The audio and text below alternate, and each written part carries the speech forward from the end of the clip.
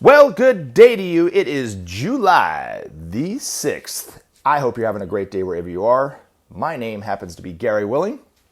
Wherever you are, thank you so much for coming, and I welcome you to Search for Science. Now, if you want to know more about Maitreya and the Masters of Wisdom, I always recommend checking out some of the websites that I've provided links for in the description portion of these videos because they give you really good background information. I took the time to put the two links that I think are the best to really get the information that you would need to see if there's any truth to this for yourself at the very top. The Sure International site, and also right below it is a YouTube channel that has a video of Benjamin Creme talking about this information for about an hour.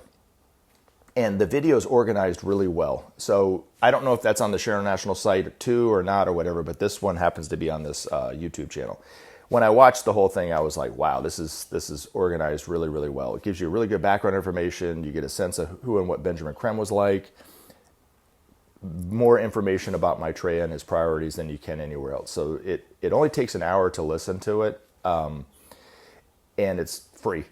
So that's why I would recommend checking it out. Now, you want to come back and join the discussion, post your questions in the comment section, email me those questions, and I'll try to answer your questions in the next video like I'm doing now. If you have a comment, just want to let me know what you think, you can do that too. So, and then lastly, I want to thank everyone. I usually just thank people who post comments and ask questions, but if you're an active listener, you're a part of the conversation too, even if you don't ask a question. So I want to thank everyone. So you get a participation medal as well. All right. Now, truth be told, I've tried to record this video for the last 3 days. I started on July 4th because I had some extra time and everything just seemed to fall apart. So I would record a video and it would all be great and then the volume would be really low. So then I'd go back and record it again and then there was no volume. And then I recorded it again and for some reason there was, on this one video that I did, there was audio from a previous video that I had recorded and I couldn't delete the thing off. So anyway, then I tried that and then I did this and I did that. So it's probably a half a dozen times, maybe even more than that, I've tried to record these videos. And then the videos just got really long because I have a lot of really good questions. So I'm going to break these videos up. I'm going to start with James's first since he is implying that I did not answer his questions in the last video. So I'll start with yours, James, and then I'll end it, and then if I have time today, I'll record the next video. If not, I'll do it at another time. Dear Gary, I appreciate you discussing my inquiry about Maitreya on your show. That was kind of you, and it's kind of you to ask questions. Two things. Ben was talking about him coming out in public since 1982. It's been over 40 years, and he hasn't appeared. We've been beyond patient. I doubt he's ever coming out, based on 40 years of waiting. Don't tell me not to despair. I won't, I guess. Give me a reason not to. You didn't really do that. Seriously, get real, man. Secondly, why did the Masters abandon us 100,000 years ago? You never addressed that, and neither did Ben. He should have talked about it, but he didn't. So tell me. James, I will try. Okay, so we're going to start with your second question first. Why did the Masters abandon us 100,000 years ago? But I'm going to go back before the whole event happened. Okay, so to answer your question in the simplest way that I can, so you could listen to this and then cut it off, the Masters never really abandoned us, according to your perception of it. Okay, I thought I addressed that in the last video, but because abandoning would mean that they just up and left, and they didn't. They've been working with humanity the entire time. But let's go back prior to Atlantis. I just want to kind of give a background as far back as I can go. But I'm going to give a disclaimer first, James. I don't mind trying to answer questions like this, but as someone who's doing YouTube channels, somebody who listens to a lot of YouTube channels, I don't like really giving information that I don't have a lot of experience with. Okay, so when it comes to Atlantis, I'm only regurgitating what I've read in the Ageless Wisdom Teachings. And then it gets to be where I'm almost guilty of what so many people do, let's say quoting the Bible as a reality, because I don't have anything to back it on. You know, when I talk about Maitreya and the Masters of Wisdom, when I talk about my conviction that he's real, I'm also coming from my own personal experiences with Maitreya. So it gives me a little bit, at least in my own mind, some validity. Maybe not for the listener listening to me. You still might not believe what I have to say, which is fine. But for me personally, I have the experience within me to kind of back it up. This I don't. I'm standing basically on the fact that I just read it. Okay, so, and I have no scientific or historical background to be able to speak on this, or authority to speak on this. So I'm just going to telling you what I've read. And you can read the same thing in the Alice Bailey books or even with Benjamin Creme. But I'm going to start with humanity is far older than the religious groups think and far older than even the scientists and the anthropologists believe to be. So most evangelical Christians start humanity off with Genesis, which they think is about 5,000 or 10,000 years old, which is kind of asinine because there's so much evidence to the contrary that it must have been something else that they were talking about in the beginning of the Bible, and maybe just a symbol and not reality. Now, scientists have tried to go back as far as they can, and they can only go back 100,000 years, a few thousand, more than that maybe, to 1,000,000 years or whatever.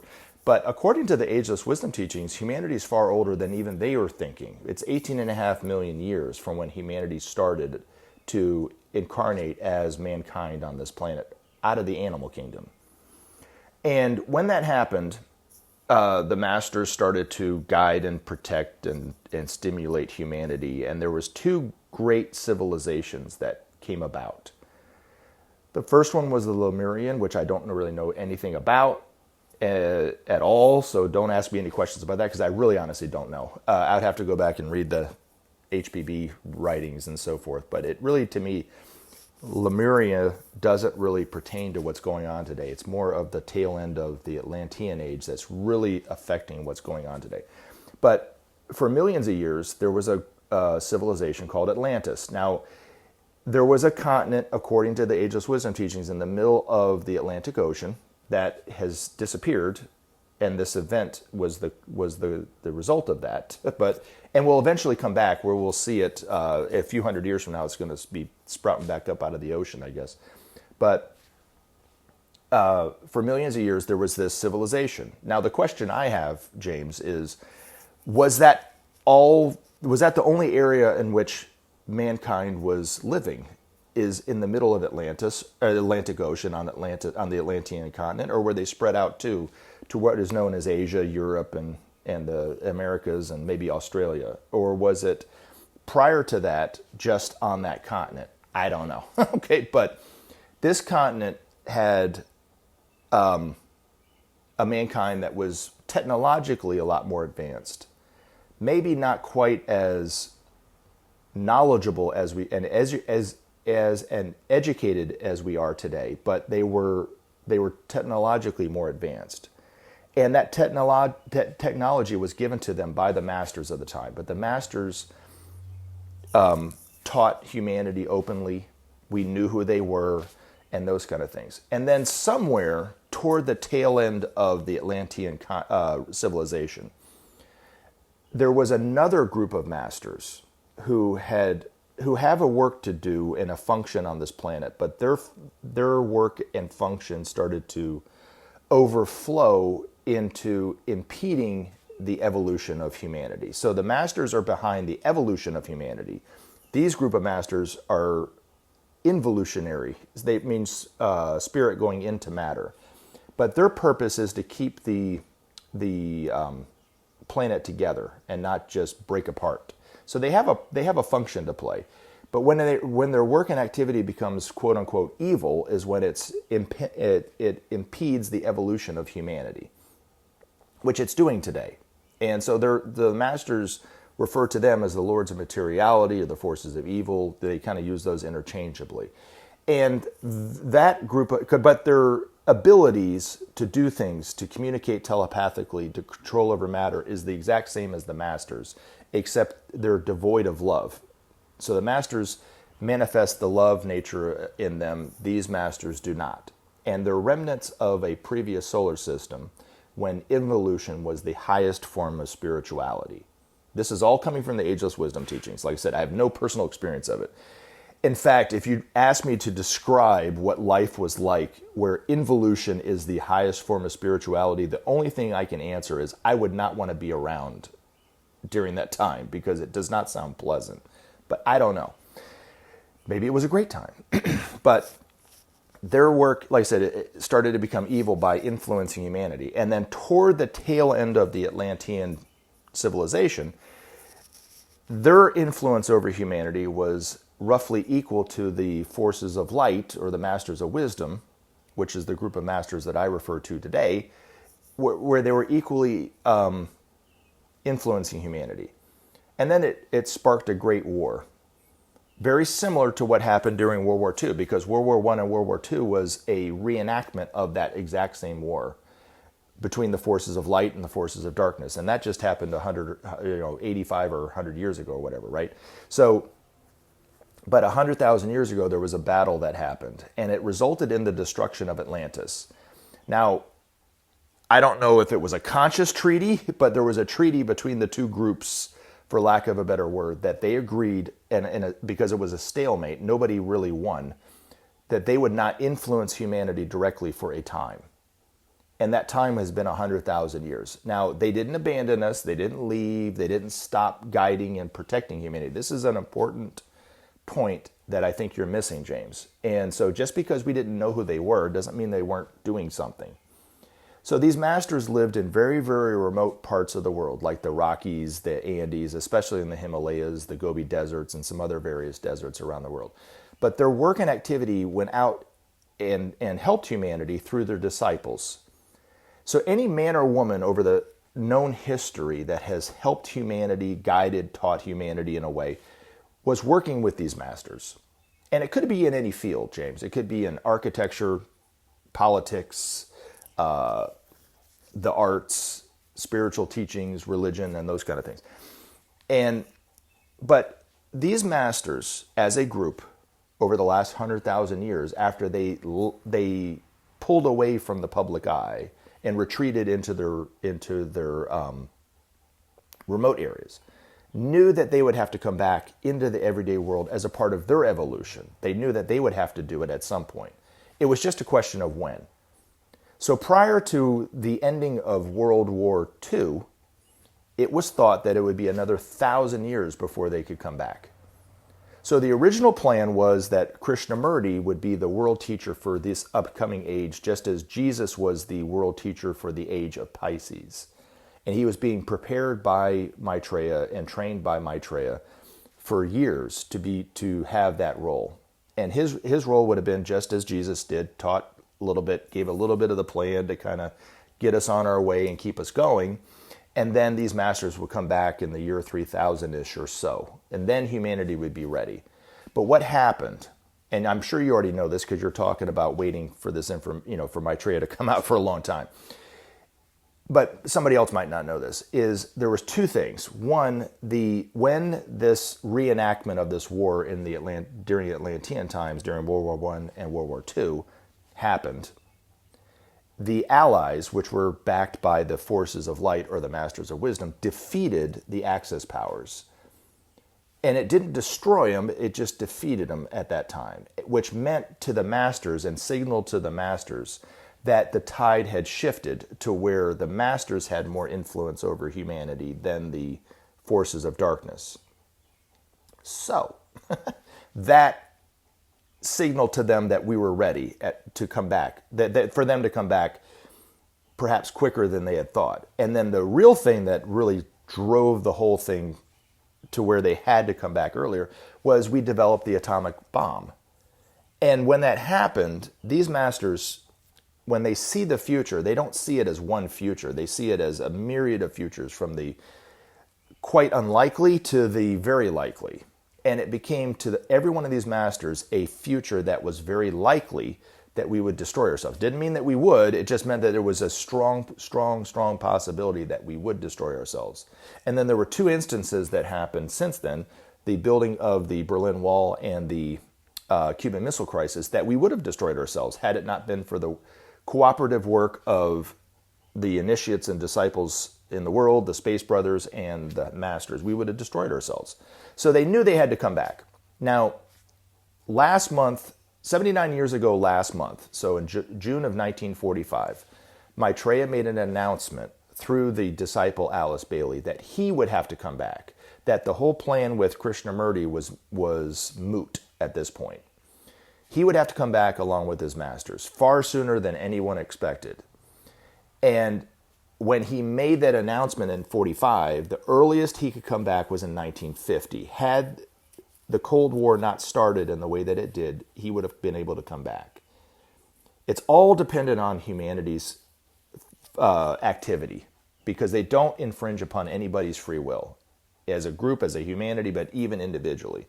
And the difference between the forces of light and the forces of darkness is the forces of darkness have no problem infringing upon people's free will.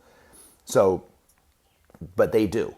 So that's their work is more powerful and more long-lasting, but it's slower from our perspective because they can't infringe on our free will. Where if they could just force the situation, it perhaps wouldn't be as beneficial for humanity. It would harm humanity in a way, but it would be much quicker from our perspective. They'd be getting things done. You know what I mean? I guess is a way that I would describe it. But when Maitreya made that announcement, and this is important to think about, okay, he couldn't just come back into the everyday world whenever he thought it to be great. Humanity had to do three things. So all the religious groups who are awaiting this one teacher to come back, expect him by different names and in different ways and at different times, think that the teacher can come back whenever he chooses, but there has to be certain things that have to take place. So Maitreya said humanity had to there had to be a measure of peace in order for him to come back. The second thing was the principle of sharing had to govern the minds of the world leaders of that time. And I always talk about the Marshall Plan because it fulfilled those two requirements. They started to think about the principle of sharing. Maybe not perfectly, maybe not let's do it, but they tried it.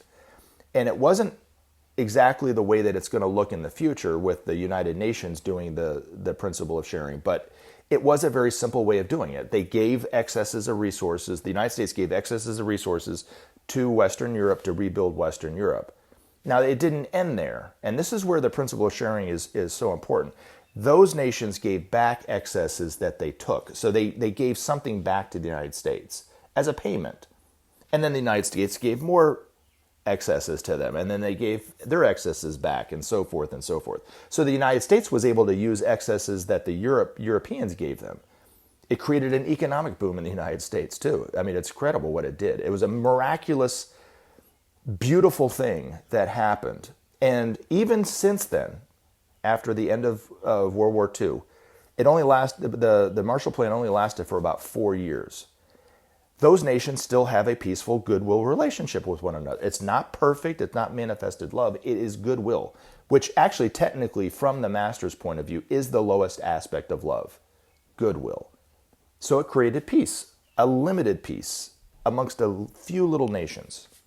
Now, the third thing, which I don't see personally for myself because we're still grappling with it today, even probably greater than we did, were 75 years ago, is the political parties had to start cleaning house and cleaning up some of their corruption, which I don't see it, but Maitreya saw enough of it to where he said, okay, fine, well, that's enough. I can come back. And then he came back into the everyday world on July 19th, 1977, which brings us kind of up to date to where we've all been waiting to recognize Maitreya. Now, the verbiage that you use, that other people use, is the word appear. Well, according to Benjamin Creme, he's already appeared into the everyday world. He's already speaking to humanity on the TV. You and I perhaps haven't recognized him yet. And that's where I think that we're getting it wrong. Now, it is understandable, I think, for somebody to doubt whether it was real because you're not seeing him on TV and recognizing him. Very much so. And I don't push back on when people say, well, I haven't seen him. It's been 14 years since Ben made that announcement. It must not be real. And I have nothing to come back to other than, we'll wait and see. You don't have to do anything with this information. You know what I mean? You can just get on with your day. And if it happens, then you'll know that Ben was right. If it doesn't happen, well, then I guess Ben was deluded like everybody was saying. I don't believe that to be true because of my own personal experiences. That's why when I was talking about my disclaimer, I put in, I feel more confident about what I'm saying based on my own personal experiences. But when it comes to something like talking about what happened 100,000 years ago, James, I don't have the confidence because I wasn't there. I don't have any visions of it. Nobody's ever confirmed it. I'm just going off of what I read. You know what I mean? But I do trust the information because I trust where it came from. Benjamin Creme, Alice Bailey. I trust their information. But the thing about Maitreya being on TV and not being recognized, I think has to do with, one, the stock market hasn't totally collapsed yet. Because Maitreya has always said that it's not that his timing of his return was dependent on the stock market crash, or his timing about coming out was dependent upon the stock market crash. But humanity wouldn't be really ready to hear what he had to say until it's at its low point, which everything's tied in economically. Our world leaders are drunk on the profits of the markets, and they are unwilling to change because they keep making money hand over fist. They're getting richer and richer and richer. Why would you stop? You know what I'm saying? Why stop the money train? You know what I mean? And until this gravy train for them stops and they start losing money, they won't be willing to listen to any changes either. So it's not the best time, but maybe Maitreya is just speaking very, very, in a very simple way, but not being recognized, but still being able to get his energy out there to help wake humanity up to the coming time, and the opportunity that humanity has right now. Now, two things. One, I know somebody in the Atlanta group. Now, this is going to also be something that I don't have personal experience with, but I do trust who told me. I trust her very much that she's telling me the truth, because I've known this woman for years, and she's never been one to exaggerate or lie. But she was the Sharon National Group had a booth here in Atlanta. I think it was in Atlanta.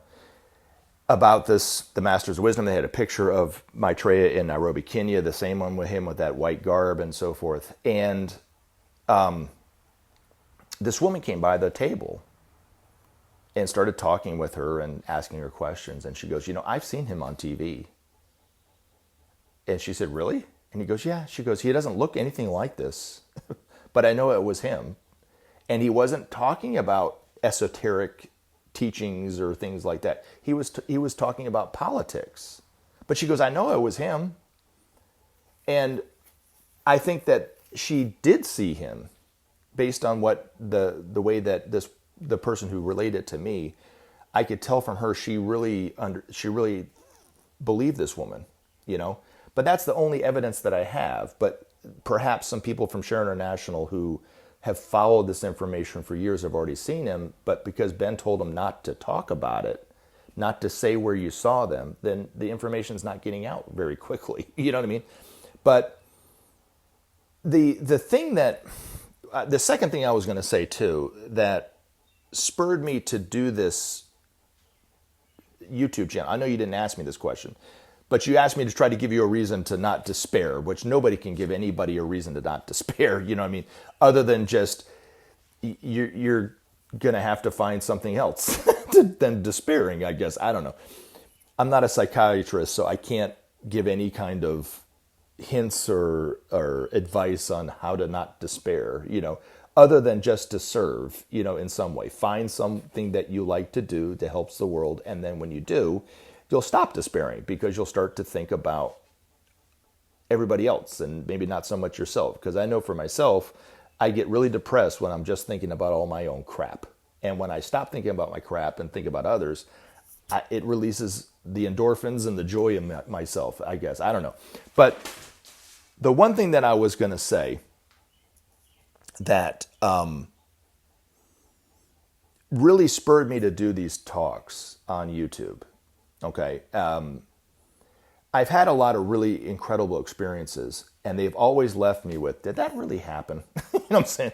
or did I make that up? And so some of the things that, some of the times that I saw Maitreya, he said some incredible things that really changed my life.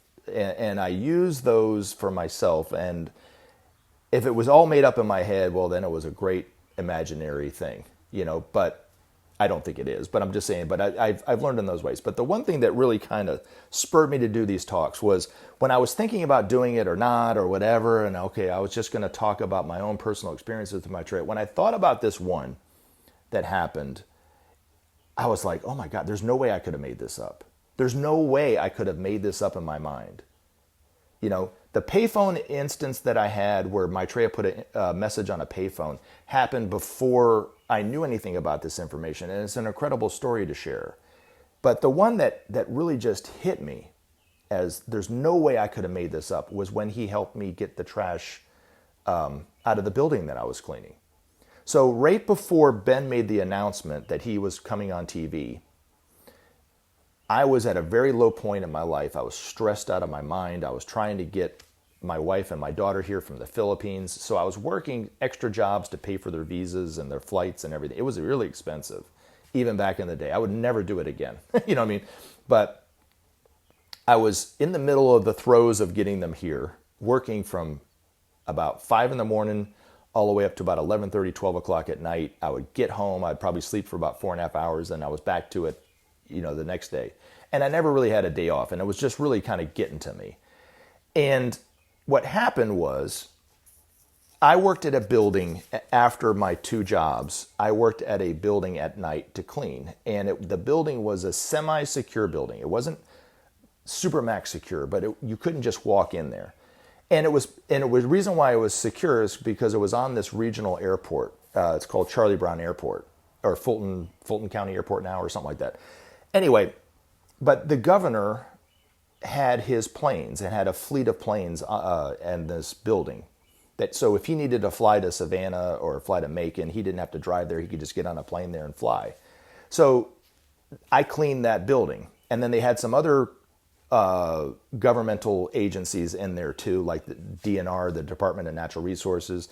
And then there was this other group that was up at the very top that they dealt with, I think, runways, or in the books that they would change the books based, like the pilot would look. I don't really understand. I'm not a pilot, but anyway, there was it looked like phone books, but every so often they would publish these books on all the runways in Georgia, the locations, the this, that, and the other. But they were pretty thick. And so for like a month during this very low point in my life, every time I went up there, there was just mounds and mounds of trash. I mean, it was crazy how much trash was up there. And it was just, it was just killing me, because it was like, I'd have to go all the way downstairs, dump it, go back up, sometimes make 2 or 3 trips, and it would take forever. And they were heavy. So this one night, I was frustrated after dealing with the trash. And I was just like, I got to get up in the morning and deal with that crap and all that kind of stuff. And I looked at the image of Maitreya's hand, where he asks, where that miracle that he said you can ask for his help, and it's the best way to do it. I looked at his hand and I asked very specifically. Ben always said, be very specific. In this instance, I was very specific, probably too specific. But I said, I just wish somebody would help me with the trash in that building. And then I forgot all about it. I went to sleep.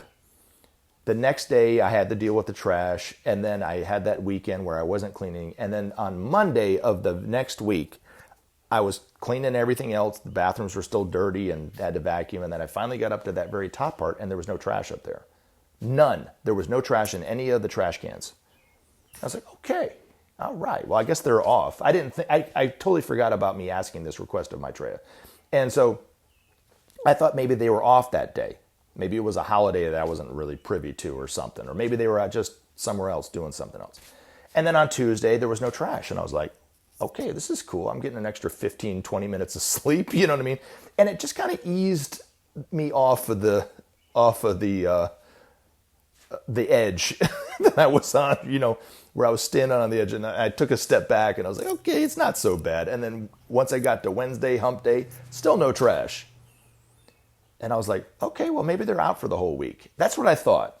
And then Thursday, no trash. Friday, no trash. And this was in December of 2009.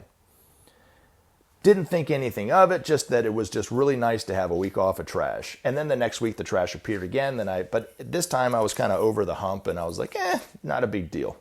So, I'm getting to the point of the story, James. Anyway, so then in January of that next year, after already forgotten about what happened with the trash and my request of Maitreya, totally forgot about it because my memory is not that good.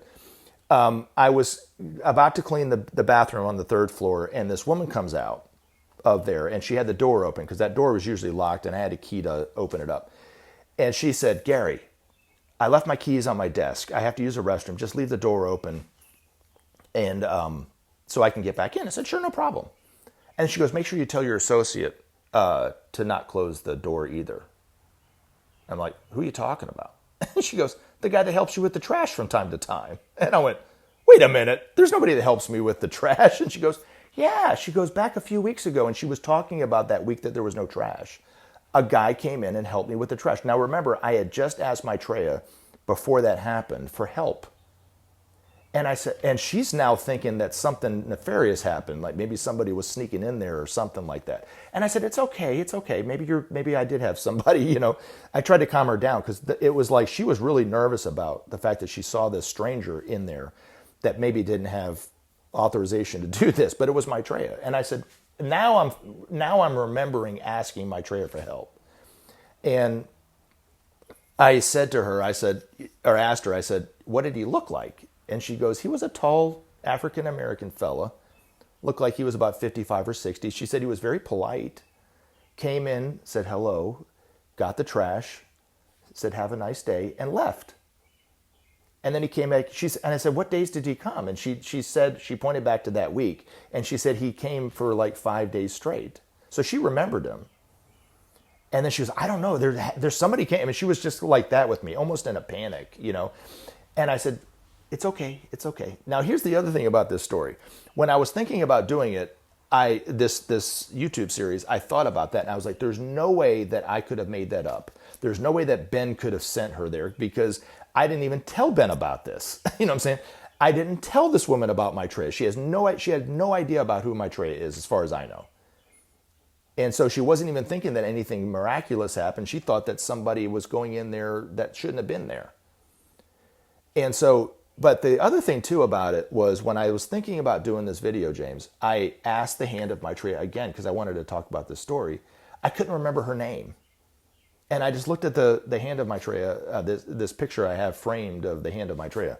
And I said, "Maitreya, is there any way that you can help me remember this woman's name?" Then forgot about the request. You know what I'm saying? The next day of my job, because I have a new job now than I did back then, in a totally different part of town than this building is, this woman comes walking in the next day. And I couldn't believe it. I was floored. And she comes in, I was like, "Oh my God, you're here!" And she was looking at me like, "What the heck?" She had no idea what had transpired to get her to go there. And I said, "What is your name?" And she goes, "It's Carol." And then the next day I put the video up. So I cannot give you a reason not to spare. I cannot give anybody a reason to not believe that this is real. I can only tell you from my own personal experiences and my own conviction, and you believe what you believe, James. So, but that's the thing that really set it off for me. I guess the other thing too would be, it was 15 years ago, this 4th of July, so just a few days ago, 15 years ago, I was on the way to a family gathering in Charlotte for the 4th. And I asked Maitreya, with the hand of Maitreya, if there's any way that he could have the Space Brothers appear for my family. And on that 4th of July, when we were shooting off these little dinky little fireworks that went up about 3 or 4 feet in the air on my brother's driveway, over my brother's house, going over the golf course behind my brother's house, was a UFO. And I didn't see it. It was actually, well, I eventually saw it, but I didn't see it first. It was my brother's neighbor who I had never met, never told anybody about this request. And to this day, my brother still has no idea that I had said anything to Maitreya, asked him to have a UFO appear for my family, because he didn't believe it to be a UFO. But when we're shooting these fireworks off, my brother's neighbor, in a very vulgar way, in front of all these kids, yells out, "What the F is that?" And was looking up at the sky. And I was like, I didn't look up at this point. I remember closing my eyes going, there's no effing way. There's no way. And then my brother looked up, and then my little nephew looked up, and my neighbor looked at my brother and goes, "That's a UFO, Ron. That's a UFO." And my little nephew, who's now in his 20s, goes, "Daddy, that's a UFO. That's a UFO, Daddy." And I'm still shaking my head going, and I hadn't looked up yet, and I was like, there's no way that's a UFO. There's no way that this is happening, right? So I was in denial about it. And then I finally look up, and sure as a world, there's a UFO in front of my brother's above my brother's house, going silently over my brother's house over this golf course. And then my brother made some crack about it. Nah, it's not a UFO. UFOs don't exist. That's a plane. It's just a plane. It didn't look anything like a plane, James. It looked like a very red candle flame with a white circle. I've never seen a plane in a million years that looked like this. And then nobody else followed me, but I went around my brother's house behind in his backyard to watch this thing. This was much more fascinating than watching these little fireworks go off. And it was very silent and very deliberate, and it was moving very slowly. And then the flame disappeared right in front of me. But it looked like I couldn't tell the distance. It looked close, but yet far away at the same time. It was really weird because I had nothing really to gauge it on because it was up in the sky, right? And then it was just a white circle. And then as it went over the thing, it just disappeared. And that was the end of it. And I asked Ben about it that year, and he said it was a spacecraft from Mars, is what he said. But that Maitreya did ask them if they could appear from my family. But like I said, I can't get you to believe it, and you don't have to do anything with this, James, if you don't believe it. And that's why I always encourage everyone to just do your own research and come to your own conclusions. And then, but if you don't believe this information, if you just look at the need for peace and listen to those political leaders that haven't really started speaking yet, but when they do, you'll get it. That, about the need for peace, about the need for sharing, and then vote for those people. The time hasn't come yet, but it's coming. That could be something that this information could help you with or something. I have no doubt that we'll see Maitreya on TV. I have no doubt that maybe hundreds of, millions of people have already seen him and just not recognized him yet because he's not talking about anything. But like I said in a few videos ago, there is going to be, I guarantee it's going to be just like this.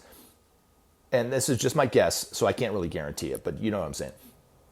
Maitreya is going to say one thing at the right time, and humanity is going to be ready and primed, and it's going to be like a flame. It's going to be like throwing, a match on a gasoline spill, you know what I mean? And it's just going to go, whoop, and it's going to light this whole thing on fire. And it's going to happen so fast from that point that we're all going to look back and go, wow. And just like, when you ever watch the VH1 Behind the Music, these people struggled and struggled and struggled and struggled as musicians, as groups, and then they have this hit and they become an overnight sensation that took 20 years in the making. Maitreya will be an overnight sensation that took 40 some odd years in the making, almost 50 years in the making, and it's going to be just like that. And there'll be groups that will be clamoring over themselves to be, as Ben would say, to get recognized that they were the ones that were putting this information out all along. Everybody, I knew all along that was him, and I knew all along that Ben was. There's going to be groups like that, And then the United States will probably be the last ones to do it, but the principle of sharing won't happen until Maitreya gives humanity the choice. So it's not just going to all of a sudden just spark up and then we're sharing before Maitreya comes out. But Maitreya on the Day of Declaration is going to show humanity the choice and give us a choice of whether we continue on in our way that we're doing and die, because that's what's going to happen. It's going to be inevitable, and we'll see the future as Maitreya sees it. He's going to show all of humanity this future. And then we'll see what it's like to lose our only planetary home, and then what? What I'm saying? We're going to have to go somewhere else and start over again. It's going to be awful. Or we try the principle of sharing and we'll see what that does. And it will start the whole thing moving. It'll be slow at first, but it will get the ball rolling. And then, as Ben's master said, the United States will be probably the last country to go along with it because we're too divided, we're too greedy, we're too drunk on our own power and those kind of things. But then when the United States finally does kick in and the ability for self-sacrifice, which the United States has the ability for self-sacrifice, takes over, then we're going to go running right to the front of the line and we're going to be the best at it and we're going to tell everybody how to do it right because we're America, that kind of thing. And then all the other countries will just roll their eyes and go, yeah, whatever. But it will start, But I will leave you with this. I can't give you a reason not to despair. Because you said, I never gave you a reason. I didn't know I was supposed to give you a reason not to despair, James. It ain't over till it's over. We're still here. We're still kicking. There's always a chance to turn it around while we're still here. Okay? Hopefully that helps. That's the best I can do from miles away, James. I love you guys. Thank you so much for your questions, James. And guys, keep them coming because this helps me to put these videos up. But I do have a couple questions that came from somebody else that I'll put up another video. You can see this video has already gone way too long as it is. But anyway, I love you guys. You guys have a great weekend, and I'll talk to you soon. Remember to take action and help SOP save our planet. Thanks for listening, and we look forward to talking to you again in future videos.